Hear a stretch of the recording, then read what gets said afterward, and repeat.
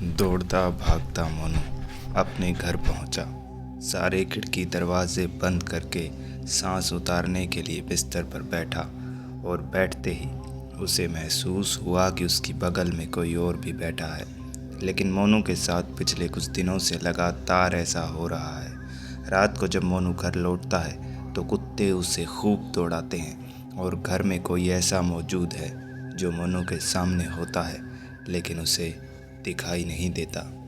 मोनू ने यह बात बड़ी गंभीरता से अपने दोस्त पिंटू को बताई तो पिंटू ने मोनू का मजाक उड़ाते हुए कहा, अच्छा तो तू कहना चाहता है कि तेरे घर में भूत है।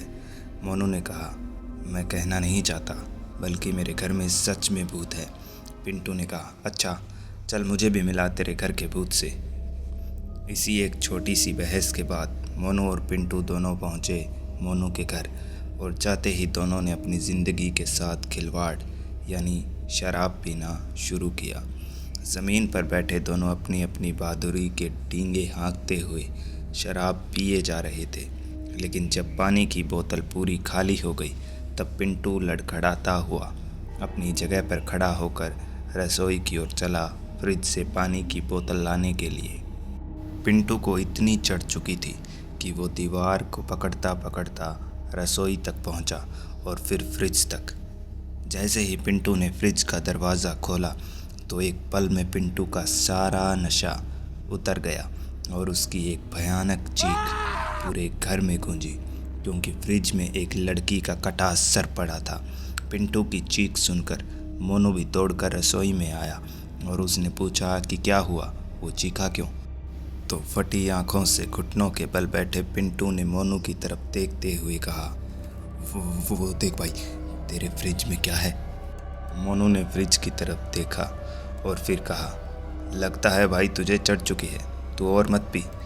मोनू की ये बात सुनकर पिंटू ने दोबारा फ्रिज की तरफ देखा तो उसे अपनी आंखों पर यकीन कर पाना मुश्किल हो गया क्योंकि फ्रिज में कोई कटा सर नहीं था। पिंटू को अब समझ नहीं आ रहा था कि मोनू को क्या जवाब दे। इसीलिए मोनू ने पिंटू को बहला फुसला कर सुलाया और खुद बाथरूम में गया और शीशे के सामने खड़े होकर अपनी लाल आंखों को देखने लगा और तभी उसकी कमर पर उसे एक स्पर्श महसूस हुआ और धीमे धीमे शीशे में मोनू के पीछे से उसे एक बिना सिर वाला धड़ खड़ा होता दिखाई दिया। मोनू चिल्लाकर पीछे पलटा लेकिन पीछे पीछे तो कोई नहीं था, मगर एक पल के इस नज़ारे ने मोनू का सारा नशा उतार दिया था।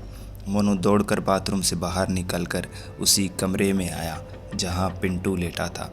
लेकिन मोनू ने उस कमरे में पहुंचकर पाया कि पूरे कमरे में पिंटू कहीं नहीं था। मोनू ने पिंटू को पुकारा तो पिंटू की तो नहीं बल्कि एक लड़की के रोने की आवाज़ मोनू के कानों में पड़ी।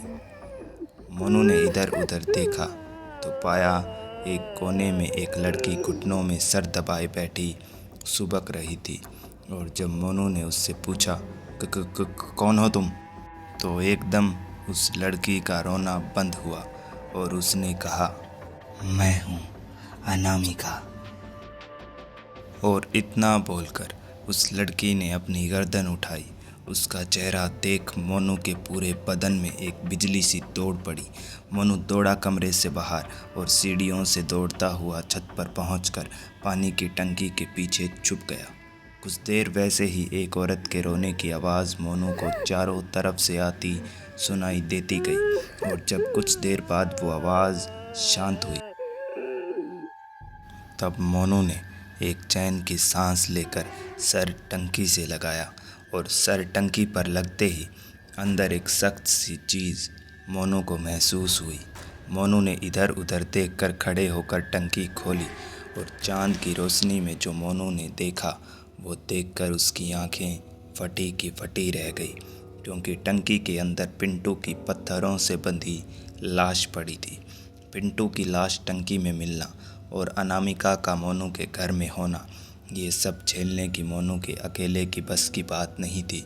इसीलिए मोनू ने अपने एक और दोस्त राजन को फ़ोन लगाया और उससे कहा, भाई वो मेरे घर में है, उसने पिंटू को मार दिया है और मुझे भी मारने वाली है, तू आजा भाई, आजा, बचा ले मुझे। राजन मोनू का खास दोस्त था और आज तक के किए गए सारे 2 नंबर के कामों में पिंटू, मोनू और राजन तीनों एक साथ रहते थे। इसीलिए अपने दोस्त मोनू की तकलीफ़ सुनकर राजन दौड़ पड़ा मोनू के घर की तरफ और रात के अंधेरे में उन सुनसान सड़कों पर दौड़कर राजन 15 मिनट में मोनू के घर पहुंचा। खुले दरवाजे से अंदर घुसा और फिर सीधा बेडरूम में पहुंचा और पहुंचकर देखा कि एक लड़की अपने चेहरे को बालों से ढककर अपनी गोद में मोनू की लाश को लेटा कर बैठी थी और अपने लंबे नाखूनों को बार बार मोनू की आंखों में धंसा रही थी। ये देखकर राजन का कलेजा उसकी हलक में आ गया था, लेकिन फिर भी हिम्मत करके राजन बोला, कौन हो तुम और क्यों मारा मेरे दोस्तों को? इसी के साथ उस लड़की ने बोलना शुरू किया, मैंने तेरे दोस्तों को मारा और कोई कुछ नहीं कर पाया, और मैं अब तुझे भी मारूंगी और कोई कुछ नहीं कर पाएगा। जैसे मेरा बाप खुदकुशी के अलावा कुछ नहीं कर पाया था जब तुम तीनों कमीनों ने मुझे मारा था। दरअसल अनामिका कॉल सेंटर में काम करने वाली एक सीधी सादी लड़की थी। एक बार देर रात अनामिका सेंटर से अपने घर की ओर जा रही थी जब मोनू, राजन और पिंटू तीनों ने मिलकर अनामिका को उठाया और फिर उसके साथ जानवरों सा सलूक किया और उसे अधमरा करके जंगल में फेंक दिया। बची खुची कसर जानवरों ने पूरी कर दी। अनामिका के पिता थाने के चक्कर काटते काटते थक गए, लेकिन जब उन्हें इंसाफ नहीं मिला तो उन्होंने भी खुदकुशी करना ही बेहतर समझा। लेकिन अब अनामिका पिंटू और मोनू को तो मार चुकी थी और उसके सामने अब राजन खड़ा था। अनामिका धीमे धीमे राजन के करीब बढ़ रही थी। राजन जानता था कि ये अनामिका की आत्मा नहीं बल्कि उसकी मौत है। इसीलिए राजन पलटकर बाहर निकलने के लिए दौड़ा, लेकिन पीछे कोई दरवाज़ा था ही नहीं और राजन का सर दीवार में ज़ोर से टकराया और राजन बेहोश होकर गिर पड़ा। राजन को होश आया तो वो मोनू के घर में नहीं बल्कि जंगल में उसी जगह पर पड़ा था जहां उन्होंने अनामिका को फेंका था। कुछ ही पलों में राजन को उसकी तरफ आते भूखे प्यासे जंगली भेड़िए दिखाई दिए और फिर